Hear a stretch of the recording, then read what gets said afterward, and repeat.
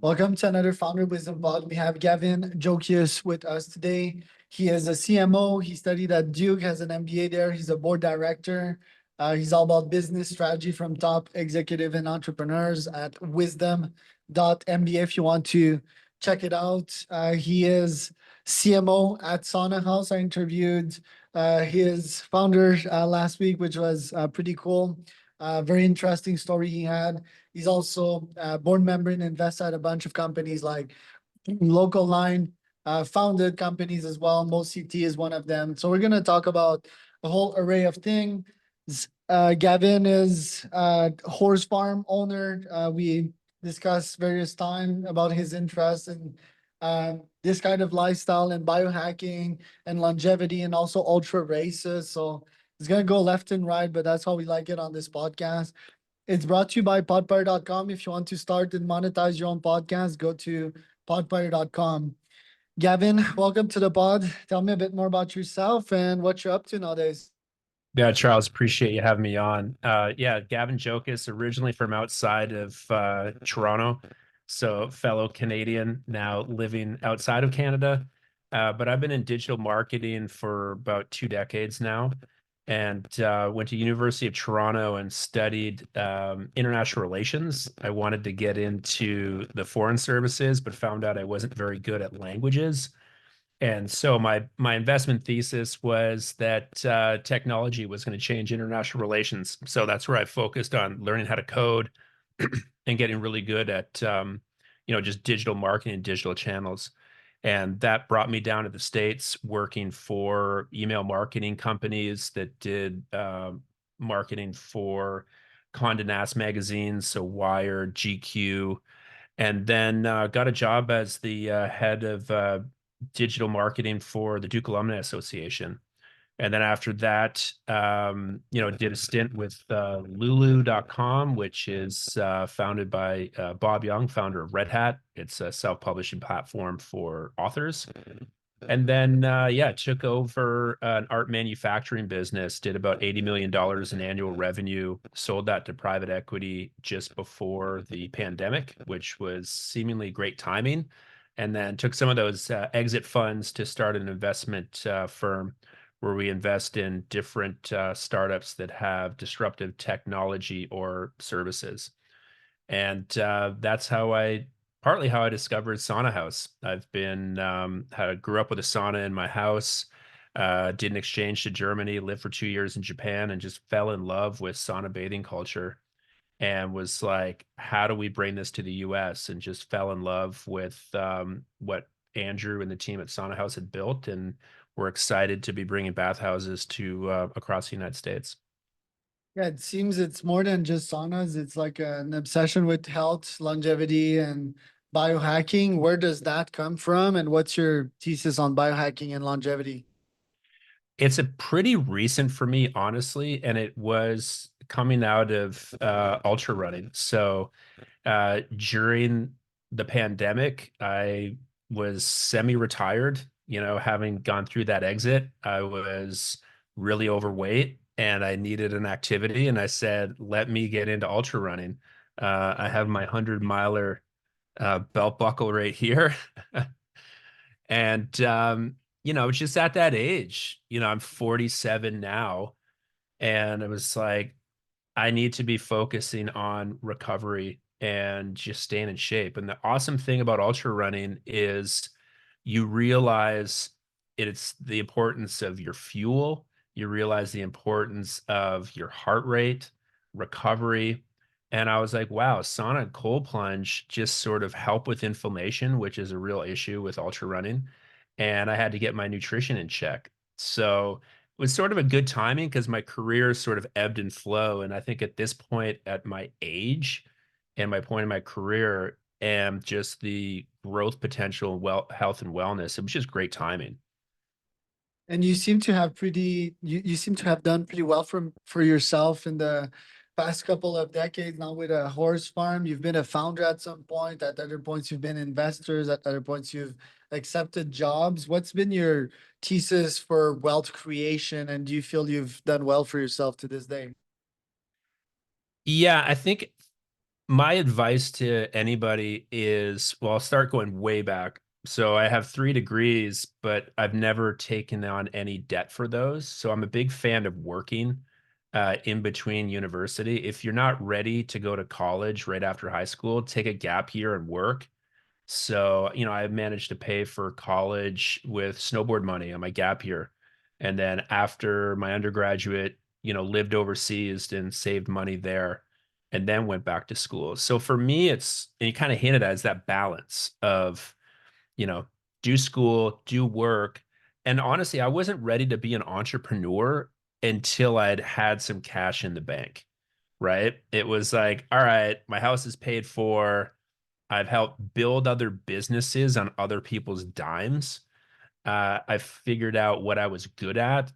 And it's sort of counterintuitive for some people to take a big risk when you have kids and you're already established. But for me, that was the right timing to sort of dabble in entrepreneurship. Right. And you've worked at companies like or invested in companies like Liquid Debt, Midday Squares that we talked about the other day, MoCT, which you co-founded. How do you actually grow these companies to greatness? The 30-second MBA version of it. Well, I'll start by saying Liquid Death and Midday Squares, those were podcast guests. So I didn't actually invest in them. I wish I did, but I'd love to be on the cap table. So but Mosey T, yeah, was the co-founder. I was actually started off as an investor. And my investment thesis there was tea is a large market and people in Canada and the United States are drinking crappy tea. So let me bring high quality tea and educate them on the just really bitter crap that you get in tea bags and focus on loose leaf. Um, and they had already, I came in as an investor to Mosey Tea because they had already raised $500,000 on Kickstarter. So there was a lot of proof points that the market was right for it and that there was demand. So I'm not a huge fan of starting something from scratch. And it's always better to find an opportunity that's established, invest, and then help grow it from there. That was the same with Sauna House. Like Sauna House had already had its Asheville location. They were very successful.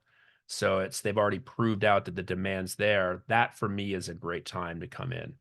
I'm not a I'm not a pure founder from zero to like a million. I like that. If you already got through that first hurdle of $1 million, that tells me that, all right, there's potentially product market fit and I can utilize my skills to help grow it from there. Tell us about crappy tea. Like, how does that compare to David's tea, or here in Mexico, it's McCormick. I believe in uh, Ontario, there's Vedam tea or something like that that I've bought on Amazon.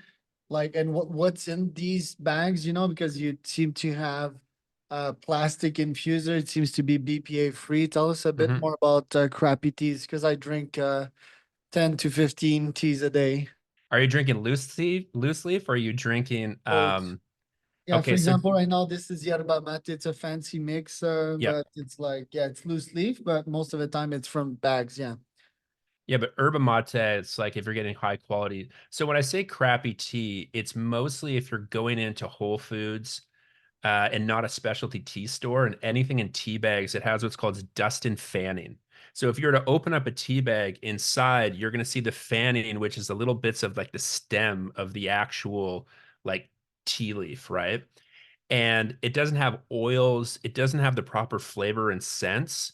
And so it gets bitter very quickly, right? Where if you do like a first flush loose leaf tea from India, that thing can oversteep.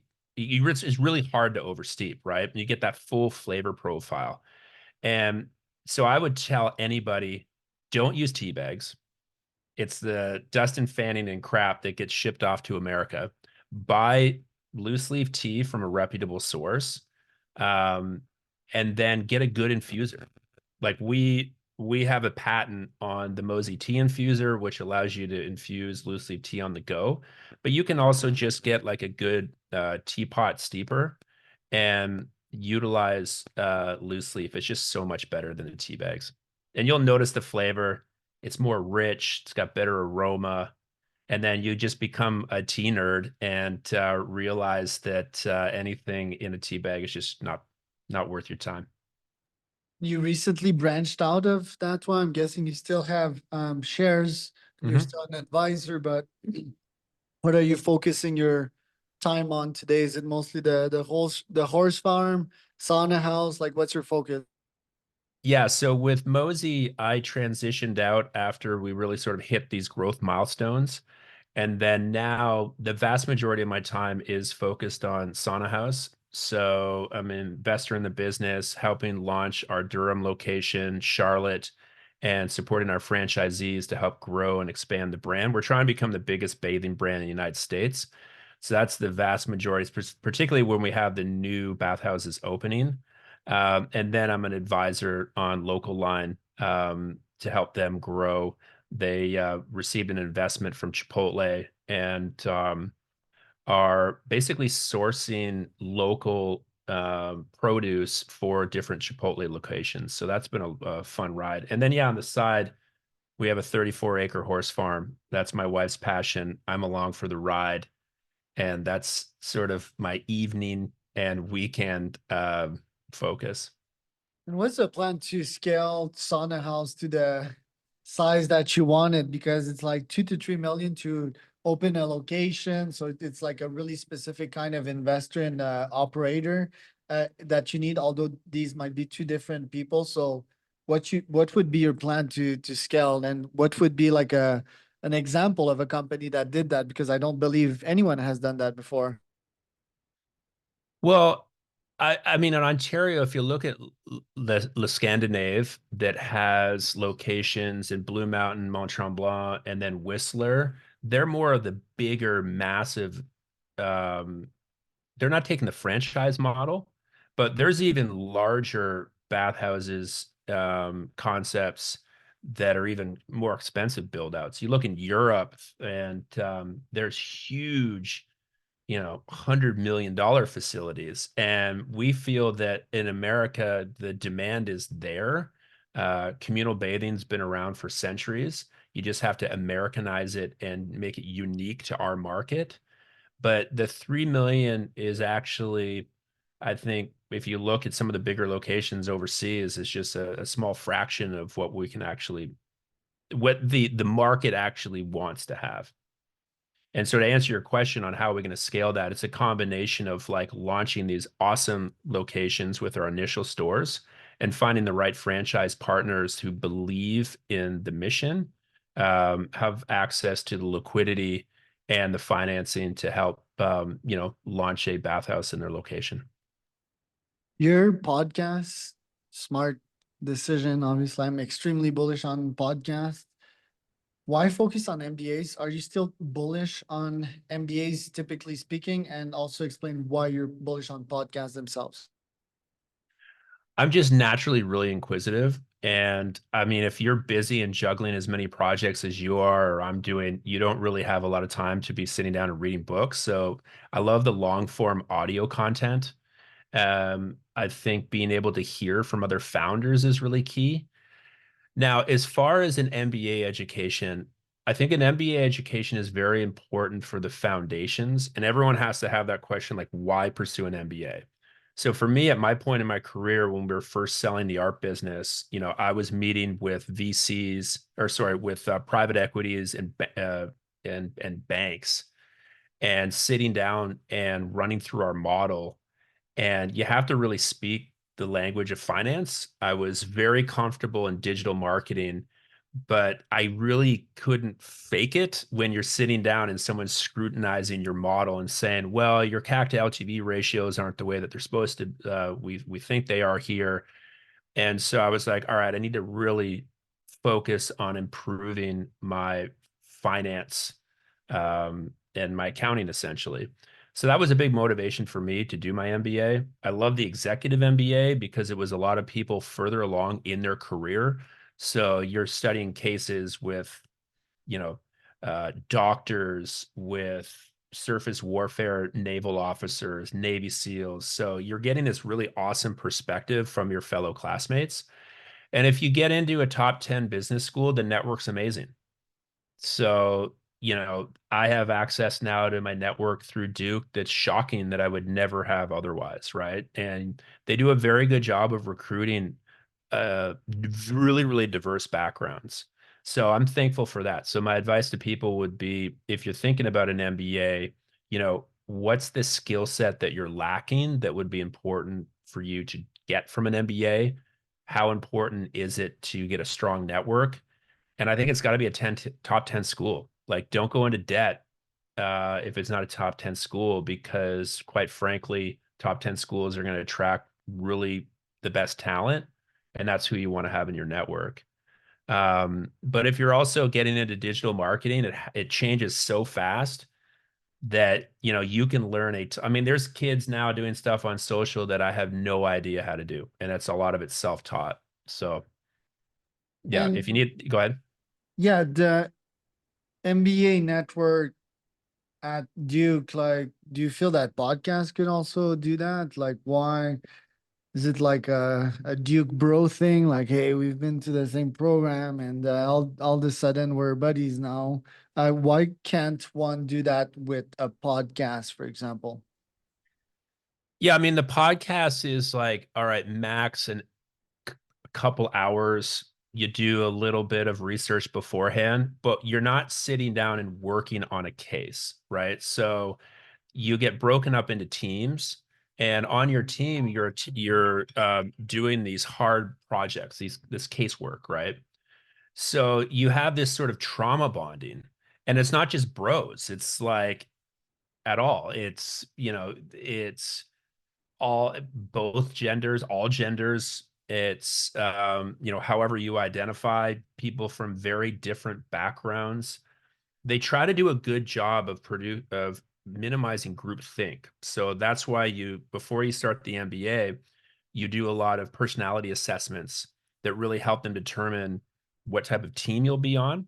And then you get this really diverse, awesome group of folks that are trying to do really hard cases. So I have unbelievably strong, relationships with my former MBA teammates because you went through these very challenge, like, man, these accounting classes, like the first, it is a weeder course. Like the finals are unbelievably hard. So if you go through this sort of traumatic, intellectual, stressful exercise with other people, you form these incredibly strong bonds that you're just not going to get with a podcast. So I think that's really important to have. And then you're establishing those relationships that, you'll have for decades because you went through those traumatic experiences together. I like that. I got my brain thinking of new potential concepts for the podcast itself. Now, But you've if you did, interviewed. like, what you could do is you could take all your former podcast guests and do like a retreat for, a week or so to try to simulate that. Because I think that, like, there's a great deal of bonding that can be had with very challenging tasks. I will say, on the downside of a lot of the casework, a lot of the cases that you study in business school are really quite outdated. Yeah. So you'll have professors that'll say, hey, this case from the 1980s is just important lessons that are transcend time. But you're like, man, I don't want to be studying a business case from the 1980s. Like, give me something a little bit more up to date. Yeah. Have me study FTX and Terranos. Um, Exactly. Exactly. so no, like, I don't know, like the long form, like Lex Friedman, most likely that is an intellectual exercise that could lead to some bonding. But yeah, it got my brain thinking as well, like to have someone do cognitive tasks and so forth. Anyways, um, your podcast, you interviewed amazing founders, founder of Mid Square, some folks, I believe the CMO at Liquid Death. What have you learned from these guys? Like, why do you think they scaled so fast and so successfully? Yeah, so Stix was the VP of lifestyle marketing at Liquid Death. And his background was fascinating because he came from PBR, Red Bull, and then Liquid Death. Like, if you want anybody to sell stuff that's in cans, he is just the guy. And his whole thing was really grassroots and cans in hands. So it's like finding the cool, like it's almost like the PBR early on seeding the market of like find the cool kids in your town, make sure that they have access to your product, get those cans in hands, and then also tons of the collaborations. So if you see some really interesting collaborations that Liquid Death's done, same that PBR did, even in the snowboard world, so collabs are a big one. On Midday Squares, Jake Carls is like the genius of a couple things. Building a brand in public. I think that that's like really one of the key things right now for D2C founders is you got to show the good, the bad, and the ugly. Hire a filmer and showcase all the behind the scenes. And I think they've done an incredible job of that. The other learning from him was uh, all these milk runs that he does. He's sort of running a marketing campaign like a political campaign. He's on the road, he's doing talks and sort of building up that groundswell of diehard supporters that will then go into Costco, that'll go into Target and buy your product and get them off the shelves. So some really key insights that I've learned from them that also like help complement a business school education. Like at business school, you're not going to learn what you're doing or the most recent growth hacks. That's why you got to listen to podcasts for sure. But if you want to do the boring gap rules for accounting that everyone's got to just suffer through, that you really can't learn through podcasts, that's where a business school education is important. And last but not least, just tell us about the 100 miles. What was going through your head before the race and during the race, and what kind of Yeah. benefits did you get post race? Yeah, so a couple things. What I did is I built an Excel spreadsheet and broke my race down into sections. This is something one of my trainers was this Navy SEAL, and he said it's 100-mile ultra race is just an eating contest. So I calculated my heart rate. So I did the HEP method, which is 180, subtract your age, and that's the heart rate that you got to keep at. And then I needed 300 calories per hour. So I basically built an Excel spreadsheet, what my pace needed to be, what my pace needed to be to get in the top three. And then for every section, I had a shoebox that had all my calories and everything in that. So my pit crew could just hand it to me um, as I was, and then I knew if I was on pace or not. And so that was helpful. During the race, it's slow and steady. Like it was funny to watch people going way too fast out of the gate, and then they would just be dropping like flies. So once I got to like mile 70 and above, it was nighttime.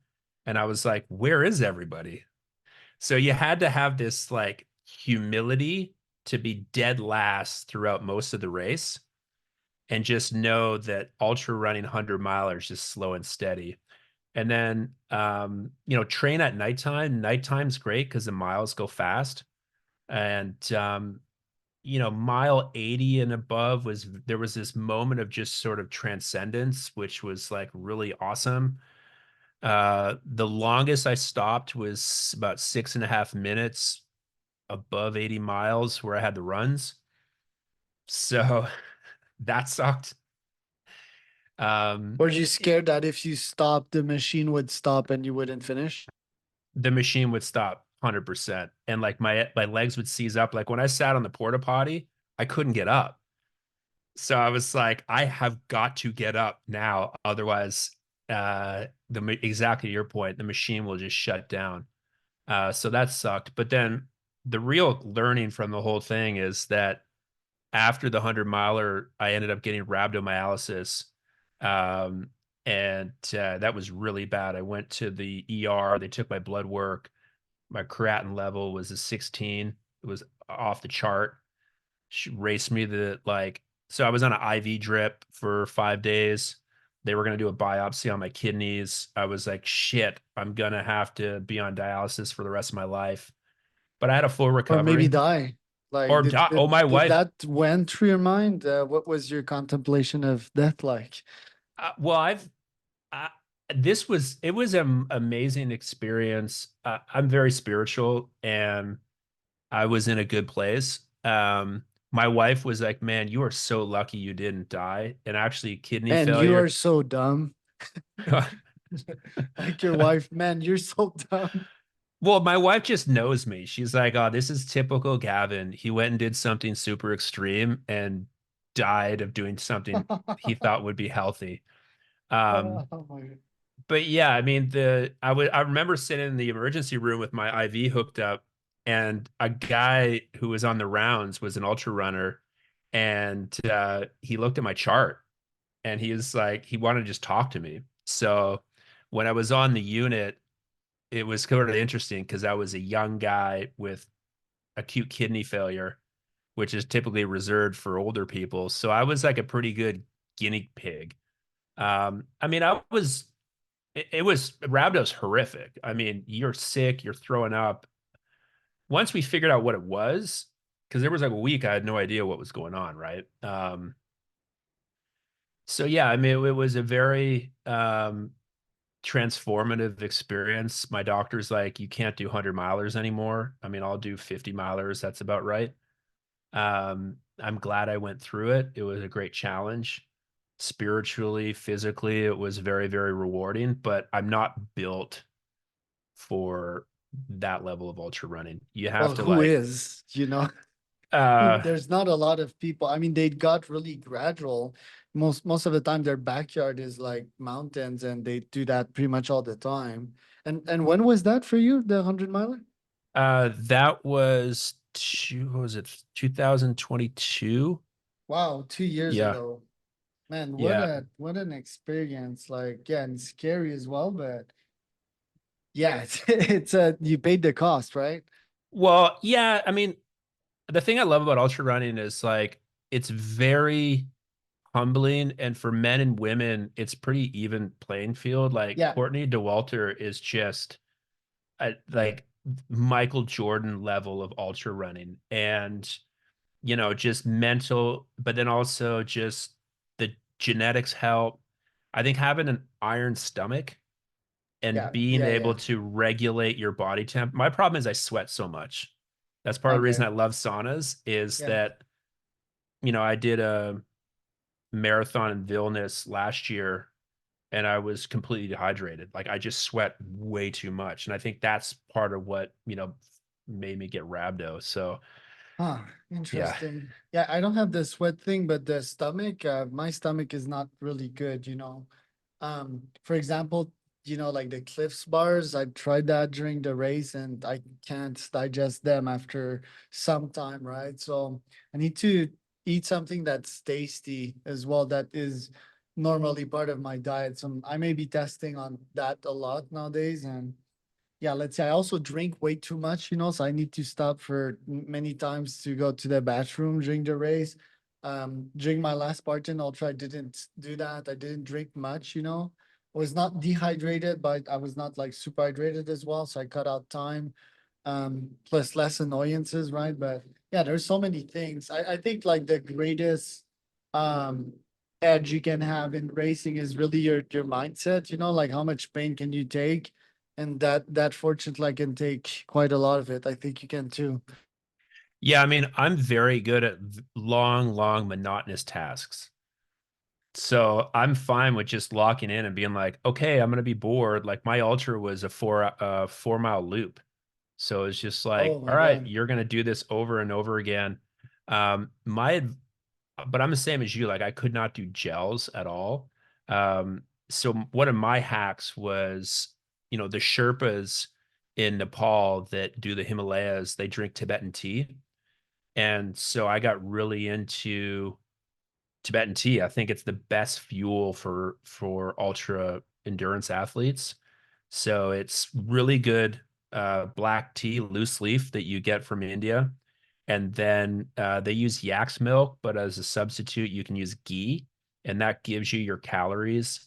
I put in a little bit of salt, Himalayan salt, and then some milk, and you just drink that all day.